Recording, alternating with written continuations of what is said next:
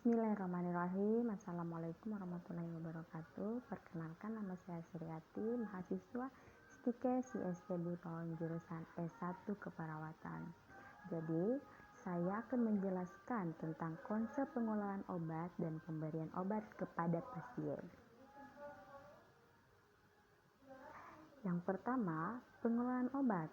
Obat merupakan suatu rangkaian kegiatan yang menyangkut aspek perencanaan atau seleksi, penggandaan, pendistribusian, dan penggunaan obat dengan memanfaatkan sumber-sumber yang tersedia seperti tenaga, dana, sarana, dan perangkat lunak, atau metode dan tata laksana dalam upaya mencapai tujuan yang ditetapkan.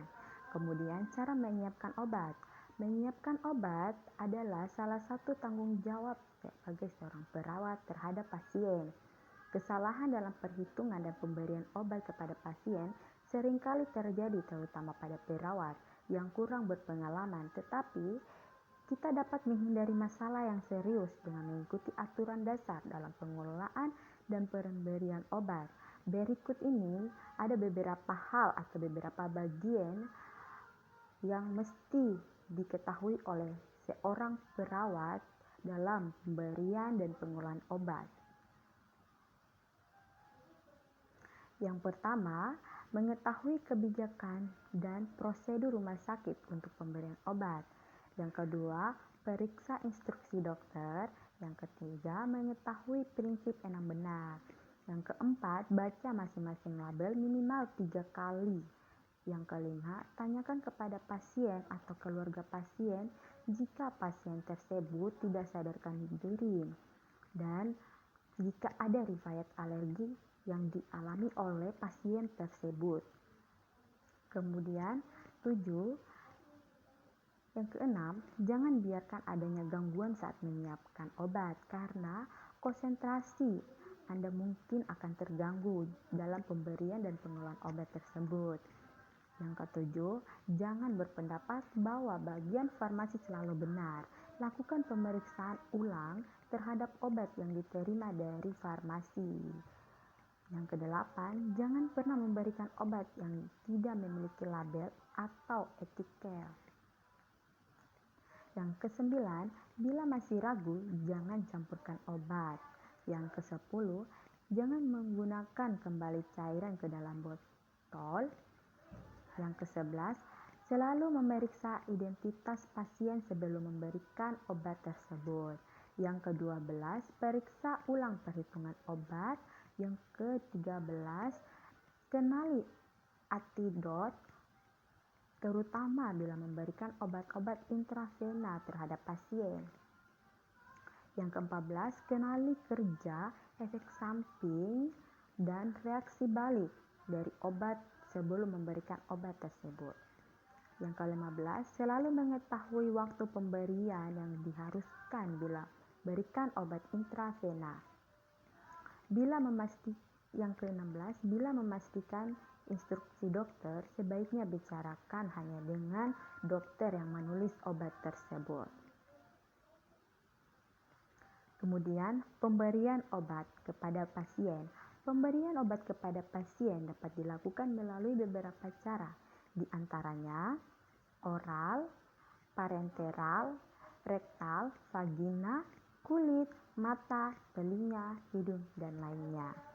Pemberian dilakukan dengan menggunakan prinsip 5 tepat, yakni nama pasien, tepat nama obat, tepat dosis obat, tepat cara pemberian, dan tepat waktu pemberian obat kepada pasien tersebut.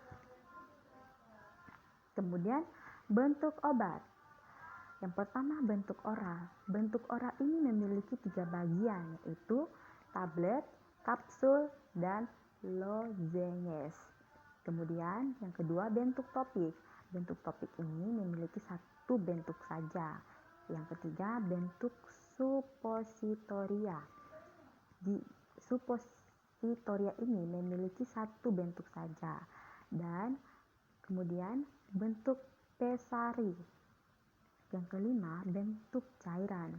Bentuk cairan ini seperti sirup.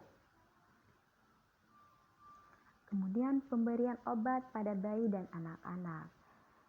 Pemberian obat pada bayi dan anak-anak memiliki 8 bagian, yang diantaranya yang pertama, pilih sarana yang tepat untuk mengukur dan memberikan obat pada bayi atau anak-anak, seperti mangkuk plastik sekali pakai, pipet tetes, sendok, spuit plastik tanpa jarum, atau spuit tuberkulin.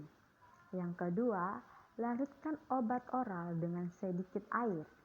Yang ketiga, gerus obat yang berbentuk padat dan campurkan dengan zat lain yang dapat mengubah rasa pahit menjadi manis. Misalnya campurkan dengan madu atau dengan rasa-rasa buah lainnya. Yang keempat, posisikan bayi setengah duduk ketika memberikan obat dan berikan obat secara perlahan. Yang kelima, jika menggunakan spuit, letakkan spuit di sepanjang sisi lidah bayi. Yang keenam, dapatkan informasi yang bermanfaat dari orang tua mengenai cara pemberian obat yang baik bagi anak yang bersangkutan. Yang ketujuh, jika anak tidak kooperatif selama pemberian obat, lakukan langkah berikut. Pertama, letakkan anak di atas pangkuan Anda dengan tangan kanan di belakang tubuh Anda. Berikut, pegang erat tangan kiri anak dengan tangan kiri Anda. Berikut, amankan kepala anak dengan tangan kiri dan tubuh Anda. Yang kedelapan atau yang terakhir, berikan anak air setelah ia meminum obat atau setelah obat itu ditelan. Kemudian macam-macam pemberian obat. Macam-macam pemberian obat ini memiliki 3 bagian, yaitu pemberian obat secara sublingual, pemberian obat bukal, dan pemberian obat parenteral. Nah, penjelasannya, pemberian obat sublingual ini, memberikan obat sublingual dilakukan dengan cara meletakkan obat di bawah lidah hingga obat habis diabsorpsi ke dalam pembuluh darah. Tujuannya yaitu memberikan obat yang mempunyai efek lokal atau sistematik, kemudian memperoleh aksi kerja obat yang lebih cepat dibandingkan pemberian secara oral. Nah, kemudian mencegah kerusakan obat oleh hati. Sedangkan pemberian obat bukal ini dilakukan dengan meletakkan di antara gusi dan membran mukosa pipi. Tujuannya sama dengan pemberian obat sublingual yang di atas atau yang di pertama. Yang ketiga, pemberian obat parenteral.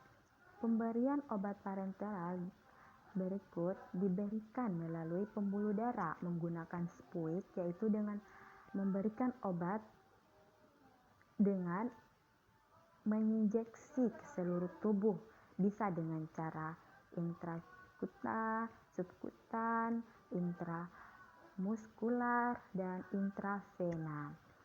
Tujuannya berbeda dari pemberian obat sublingual dan obat bukal, yaitu tujuannya menyediakan obat yang memberi reaksi lebih cepat dibandingkan pemberian obat melalui rute lain.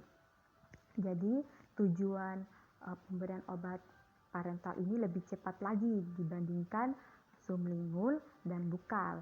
Yang kedua, memicu reaksi setempat, misalnya tes alergi kepada pasien. Oke, mungkin hanya itu yang saya jelaskan. Mohon dimaafkan jika ada kesalahan-kesalahan perkataanku. Wabillahi taufiq wal hidayah. Wassalamualaikum warahmatullahi wabarakatuh.